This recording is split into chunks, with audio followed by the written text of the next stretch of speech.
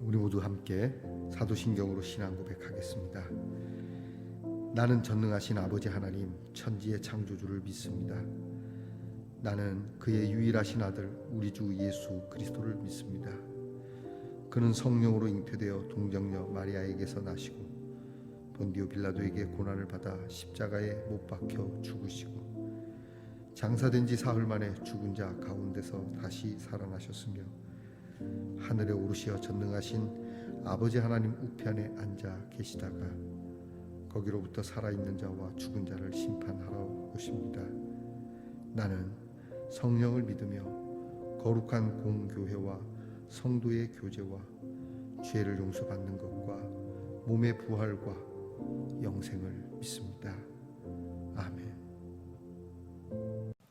오늘 우리가 함께 부를 찬송은 찬송가 198장입니다. 주 예수 해변서 떡을 떼사. 우리 함께 찬양하겠습니다. 198장입니다.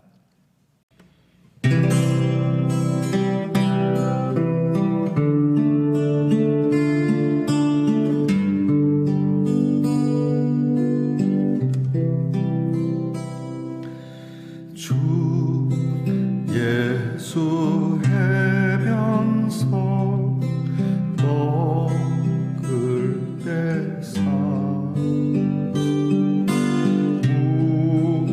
우리를 먹이어 주신 같이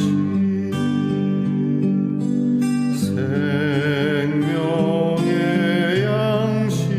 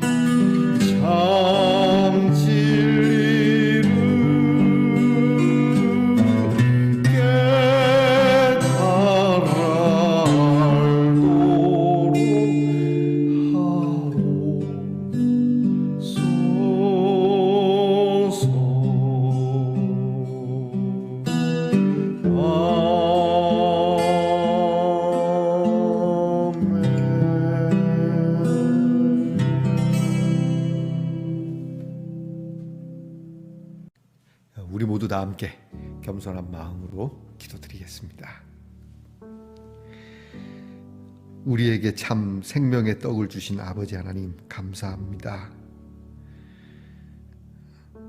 우리가 살아가면서 먹고 마시는 즐거움, 또 행복이 있지만 이것보다도 더 소중하고 더 귀한 참 생명의 양식을 우리에게 주시되 우리 주님이 곧 생명의 양식이 되어주신 그 은혜에 감사를 드립니다.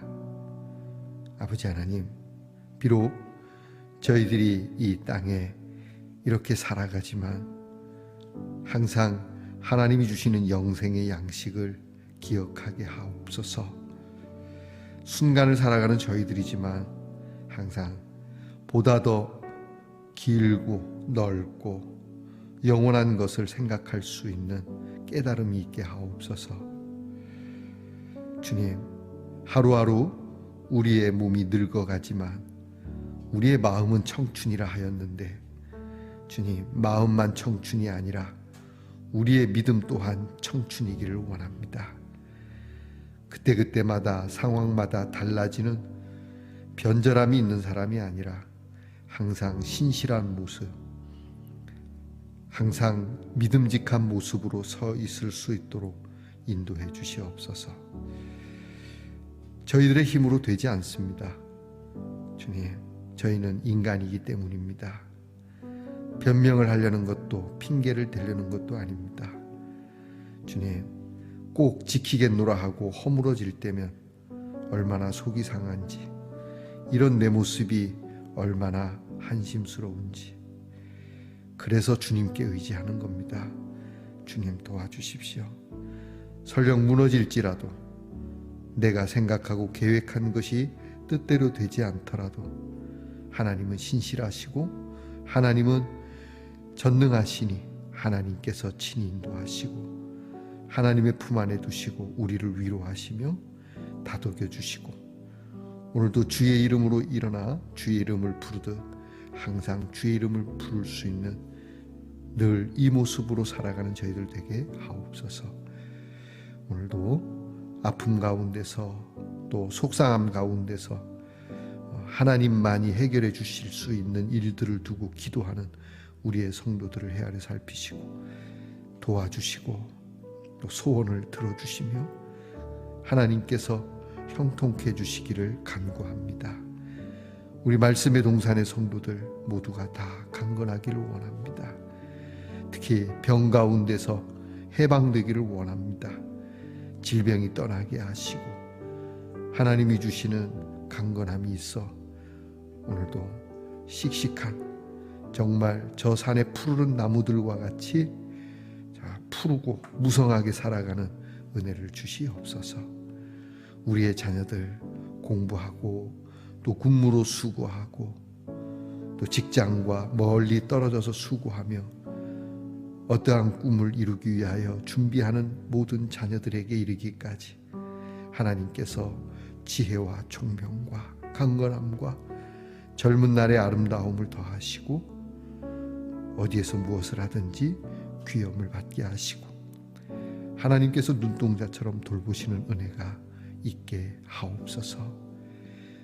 오늘도 사순절을 걸으며 주님과 함께 십자가를 지고 따르던 우리 믿음의 조상들을 묵상하며 하나님이 그들과 함께 하신 것처럼 우리와도 함께 하실 줄 믿고 말씀을 열어 읽을 때에 성령의 뜨거움이 우리에게 충만케 하옵소서. 예수님 이름으로 기도하옵나이다. 아멘. 오늘 저와 함께 같이 나눌 묵상의 말씀은 사도행전 20장 7절 말씀입니다. 사도행전 20장 7절 말씀 저와 함께 같이 봉독하겠습니다. 그 주간의 첫날에 우리가 떡을 떼려 하여 모였더니 바울이 이튿날 떠나고자 하여 그들에게 강론할새 말을 밤중까지 계속하매. 아멘. 말씀의 동산 성도 여러분, 지난밤 편안히 잘 주무셨습니까? 주님의 이름으로 문안 드립니다. 영상 기기에 문제가 있어서 어저께는 여러분들에게 영상을 보내드리지 못했습니다. 송구하게 생각합니다. 제가 안 보내니까 더 편하시죠? 그러지 않으리라고 믿습니다. 여튼 참 죄송합니다. 다시 이렇게 고쳐서 써보는데 어쩔런지 모르겠습니다. 불편하시더라도 양해해 주시고요.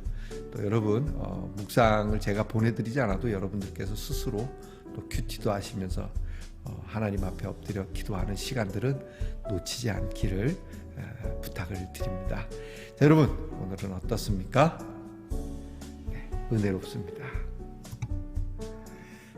나무로 만든 가장 평이한 십자가입니다. 가볍고요. 이렇게 탁자에 올려둘 수도 있고 뭐 들고 다니다가 아무데 이렇게 딱 올려놓고 기도해도 되겠네요.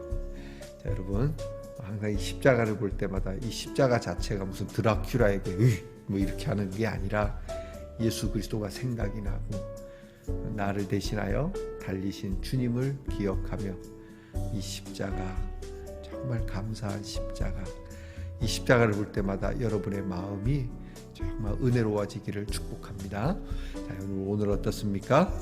네, 은혜롭습니다. 사순절 31번째 날입니다. 오늘은 빵을 떼려고 모였다라고 하는 주제입니다. 새로운 번역으로 된 성경 말씀을 제가 읽어드리겠습니다. 주간의 첫날에 우리는 빵을 떼려고 모였다. 바울은 그 다음날 떠나기로 되어 있어서 신도들에게 강론을 하는데 강론이 밤이 깊도록 계속되었다. 자, 이제 바울 사제가 내일이면 떠나야 해요. 요즘처럼 미디어가 있고 그래서 성경 말씀을 또 이제 설교를 뭐 우리가 앉아서 손가락 하나면 들을 수 있는 이러한 축복의 시대에 살아가지만 제가 어릴 때만 해도 좋은 목사님들의 설교 그런 설교는 쉬이 들을 수 있던 게 아니었어요. 그래서 조금 영감이 있으신 목사님들, 고명하신 목사님들의 설교를 들으려면 부흥회라고 하는 것을 해야 했습니다. 그래서 시골에서 부흥회를 하면 하루를 한 게 아니고 일주일씩 했습니다. 왜냐하면 자주 들을 수 있는 것이 아니기 때문에. 그래서 오시면 연달아서 일주일 동안 새벽, 오전, 오후 이렇게 세 번 또는 중간에 성경 공부가 들어가면 4번 이렇게 거의 하루 종일 교회에 있으면서 말씀을 듣고 예배도 드리고 찬송도 하고 그랬던 기억이 납니다. 그러니 바울 시대에는 더더구나 그렇죠. 복음에 대해서 들을 수 있는 기회가 없으니까 이렇게 바울이 설교하는 것을 듣기 위하여 밤을 새울 수밖에 없는데 내일이면 떠나니까 들을 수 없으니까 밤을 새우는 일이 있습니다. 자, 그런데 이들이 모인 것은 꼭 설교를 듣기 위해서만이 아니라 오늘 성경은 떡을 떼기 위하여 모였다라고 하는 표현을 쓰고 있습니다. 초대교회는 떡을 떼기 위하여 모였다. 그리고 떡을 떼는 것이 예배였다라고 말하는데요. 자, 이것이 무엇인지 묵상집을 통해서 함께 나누고 또 우리도 이 떡을 떼는 이것을 위한 어떤 기도를 하나님 앞에 드릴 수 있을지 우리가 함께 나누도록 하겠습니다. 제가 묵상집 읽어드립니다. 초대교회의 모습은 어땠을까요? 주간 첫날에 모였다는데 모여서는 무슨 일을 했을까요? 우리만 궁금한 게 아닙니다. 비두니아 지방을 다스리던 플리니우스라고 하는 사람도 무척 궁금했습니다. 그래서 그리스도인들의 실태를 조사했지요. 몰래 첩자까지 보내서 탐색한 보고서에 따르면 그리스도인들은 정해진 날에 모여서 빵을 떼고 노래를 부르고 이야기를 나눴다고 합니다. 그리고 다시 모이기로 하고 헤어졌다죠. 그게 답니다. 새로운 종교라면 기발한 제사를 드린다든가 신비한 황홀경을 체험한다든가 뭔가 특별할 게 있어야 되는데 기껏 모여서 먹고 노래하고 이야기만 하다가 헤어진다니 도대체 이게 무슨 종교일까요? 미심쩍은 플리니우스는 기독교인 여자 노예 둘을 체포해서 모진 고문을 가해봅니다. 그러나 결과는 마찬가지였습니다. 우리는 빵을 떼려고 모였다. 사도행전의 기록입니다. 바울이 드로아 지방에 갔을 때 주간 첫날에 그리스도인들이 모였습니다. 그리고 그리스도인들은 주간 첫날에 모인 것이죠. 그때도 그리스도인들은 주간 첫날에 모인 것이죠. 그런데 그들도 빵을 떼려고 모였답니다. 로마 당국의 보고서나 사도행전의 기록이나 똑같습니다. 무슨 걸신 들린 것도 아는데 빵을 떼는 것이 그렇게 중요한가요? 그렇습니다. 오순절에 성령이 내려서 교회가 탄생되죠. 그때 교회에서는 무엇을 했습니까? 함께 빵을 떼고 기쁘게 음식을 먹었습니다. 교회는 처음부터 그렇게 모여서 함께 빵을 뗐습니다. 더 거슬러 올라가면 예수님이 친히 빵을 떼시고 빵을 떼라고 말씀하셨습니다. 예수님은 빈들에서 오병이어로 굶주린 사람들을 먹이실 때 빵을 들어 감사라 드리고 떼어서 나눠주셨죠. 또 제자들과의 마지막 유월절 만찬에서도 빵을 떼어 주시죠. 그리고 그 빵은 우리를 위해 찢긴 예수님 자신의 몸이라고 말씀합니다. 제자들에게 너희는 빵을 떼면서 나를 기억하라고 당부하기도 하셨죠. 우리는 함께 빵을 떼며 예수님을 기억합니다. 그런데 빵을 떼는 것은 무엇일까요? 그것은 바로 그리스도인들의 예배입니다. 함께 빵을 떼는 예배, 정말 이상한 예배죠. 예배의 상식을 한꺼번에 뒤집는 예배입니다.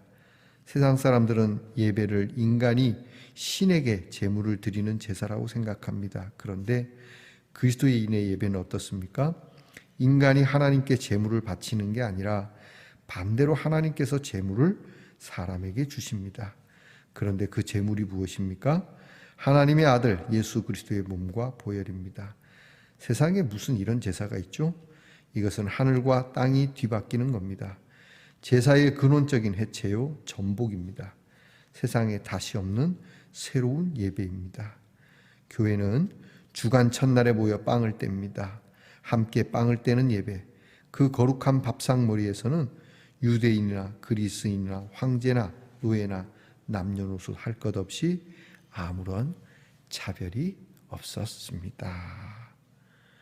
자, 여러분, 오늘 저와 함께 이 말씀을 나누는 분들은 조금 귀를 쫑긋하고 조금 긴장한 마음으로 들으셔야 할 겁니다. 왜냐하면 예배에 대한 이야기를 조금 하려고 합니다.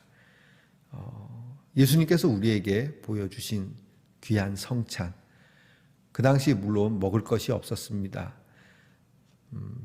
가진 사람들은 먹을 게 있지만 항상 민초들은 배가 고팠던 시절입니다. 참 너무 고팠죠.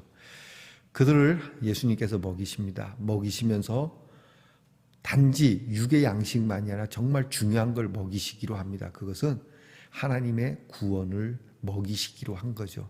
곧 예수 그리스도께서 십자가에 달리셔서 우리를 위하여 죽으시는 희생을 의미합니다.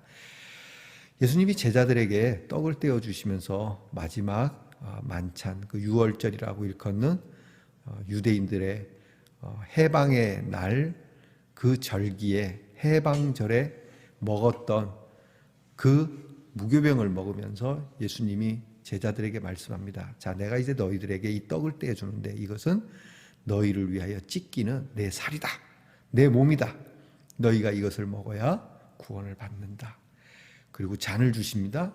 포도주를 따라 주시면서 핏빛같이 생긴 포도주를 마실 때마다 이것은 내가 너희를 위하여 흘리는 구원의 잔이다. 생명의 떡, 구원의 잔, 이것을 주시는 귀한 식사 자리를 가지셨습니다. 단지 먹고 마시는 것이 아니라 그날따라 그 식탁에는 엄청난 의미가 있었고요. 그리고 그 다음날 예수님께서는 체포되시고 십자가에 달리십니다. 그 십자가에서 우리를 위하여 찢기시고 상하고 피 흘리신 그 대가로 우리가 살아났다는 것을 식사를 통해서 우리는 알게 되고 더 기억하게 되고 더 감사하게 된다라고 하는 귀한 식사죠. 그래서 기독교인들은 이 떡을 떼기 위하여 예수님께서 보여주신 이 성찬을 통해서 예수님을 기념하기 위하여서 모이는 것이 우리 기독교식 예배의 첫 모형이었다라고 말씀합니다. 우리가 묵상집에서 보았듯이 우리는 예배 때 우리가 뭘 하나님께 바쳐야 되는 것, 이제는 그런 시대는 지나갔다고 말씀합니다. 예수님께서 우리에게 오심으로 인해서 우리가 하나님께 드릴 제물은 아무것도 없습니다. 왜? 우리가 드리는 제물로는 우리가 구원을 받을 수 없기에 하나님이 친히 하나님이 원하시는 제물을 보내주시고 하나님이 그 제물이 되시고 하나님이 우리를 위하여 이 제물을 하나님께 올렸다는 것이죠. 그래서 여러분, 교회에서 헌금은 여러분의 제물이 아닙니다. 이걸 들으시는 많은 목사님들은 도전적일 수 있을 텐데 그건 그냥 헌금일 뿐입니다. 일종의 교회의 운영과 교회에 수고하는 사역자들을 위해서 여러분들이 드리는 그 헌금은 귀하게 쓰일 겁니다. 그런데 여러분들이 드리는 그 헌금은 바치는 거긴 하지만 그것이 재물이 될 수는 없습니다. 그래서 여러분이 드리는 헌금을 통해서 하나님을 감동시키려 하거나 여러분들이 드리는 헌금을 통해서 내가 구원을 받으려고 한다면 큰일 날 일입니다. 구원은 오직 여호와께로 하나님께로부터 시작이 되는 것이고 그 구원의 제물은 여러분이 바치는 돈에 있지 않습니다. 심지어는 여러분이 헌신하는 헌신에 있지도 않습니다. 헌신은 귀하고 봉사는 아름답지만 그것이 여러분을 구하는 건 아닙니다. 오직 우리의 양식이 되어주신 예수 그리스도의 살과 피, 이 양식을 먹는 것 외에는 구원이 없습니다.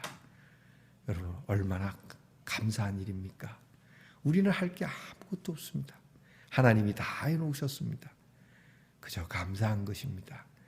그러므로 이 은혜에 감사해서 우리는 보다 더 아름답고 복되게 하나님께서도 이렇게 하셨는데 내가 감히 이 하나님의 은혜를 방자히 여길 수 있겠는가? 더 감사하고 더 수고하는 이런 기쁨이 함께하기를 바랍니다. 자, 오늘 여러분께서 이 말씀을 들으면서 과연 나는 예배 드리러 갈 때 어떤 마음으로 가는가? 목욕하고 정갈하게 새 옷을 입고 교회 가서 앉지만 그 마음에는 아직도 나라고 하는 것을 갖고 있지는 않습니까? 내려놓으십시오. 오늘 드리는 이 예배는 주님이 준비하신 예배고 주님이 먹여주신 예배입니다. 내가 뭘 다 드리고 바치고 오늘 예배는 드리기는 하는 곳입니다만 그러나 주님이 오심으로 이미 드린 바 된 예배에 가서 함께 먹고 마시는. 그래서 여러분 우리 말씀의 동산의 교회는 매주일 우리 함께 먹음으로 시작합니다. 우리는 예배가 2시이기 때문에 12시에 모여서 점심을 아주 맛있게 먹고 제가 부족하지만 커피 한 잔도 드리고 주님이 주시는 성찬 같지는 않지만 이렇게 먹고 마시는 여러분이 참 함께 먹고 마시는 게 얼마나 중요한지 여러분 더 잘 알 겁니다. 요즘 혼밥 하시는 분들 많은데 여러분들 위로합니다. 오늘도 홀로 식사를 하실 수밖에 없는 형편에 있을지라도 거울을 놓고 둘이라도 드시고 조금 더 여러분의 믿음을 뜨겁게 하셔서 이 시간 주님께서 친히 내 입에 밥을 떠먹여 주시며 친히 내 입에 반찬을 넣어 주신다는 이 믿음으로 오늘도 나에게 생명을 주시는 구원을 주시는 하나님의 양식을 늘 언제나 즐거워하고 함께 떼고 함께 먹고 마시는 축복이 우리에게 있기를 간구하는 하루가 되길 축복합니다. 기도하겠습니다. 주님, 우리를 위해 찢기고 흘리신 주님의 몸과 보혈을 생각합니다. 우리에게 베푸신 놀라운 사랑을 생각합니다. 우리도 주 안에서 함께 빵을 떼며 주님의 사랑을 나누게 하옵소서. 예수님의 이름으로 기도합니다. 아멘. 주께서 가르쳐 주신 기도를 다 함께 드리겠습니다. 하늘에 계신 우리 아버지, 아버지의 이름을 거룩하게 하시며 아버지의 나라가 오게 하시며 아버지의 뜻이 하늘에서와 같이 땅에서도 이루어지게 하소서. 오늘 우리에게 일용할 양식을 주시고 우리가 우리에게 잘못한 사람을 용서하여 준 것 같이 우리 죄를 용서하여 주시고 우리를 시험에 빠지지 않게 하시고 악에서 구하소서. 나라와 권능과 영광이 영원히 아버지의 것입니다. 아멘.